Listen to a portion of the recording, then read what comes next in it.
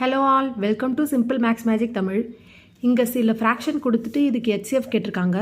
ஃப்ராக்ஷனுக்கு HCF கண்டுபிடிக்கணுன்னா நம்மளுக்கு வந்து HCF of numerator by LCM of denominator கண்டுபிடிக்கணும்.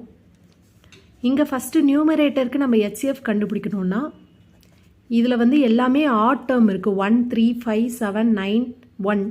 ஸோ இதுக்கு காமன் ஃபேக்டர் வந்து 1 தான் வரும். அப்போ ஹெச்சிஎஃப் வந்து 1.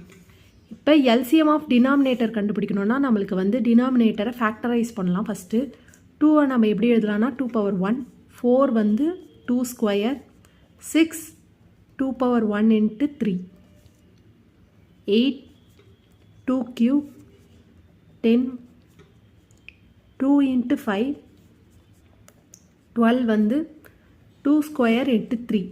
இதுக்கு எப்படி எல்சிஎம் கண்டுபிடிக்கலான்னா நம்மளுக்கு வந்து 2, 3 and 5 இது 3 தான் பேஸாக இருக்குது.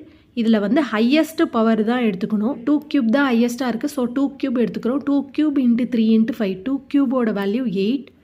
3 into 5 வந்து 15. 8 into 15 வந்து 120.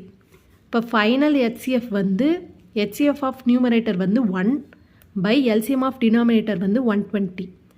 1/120 தான் இதோட ஃபைனல் ஆன்சர்.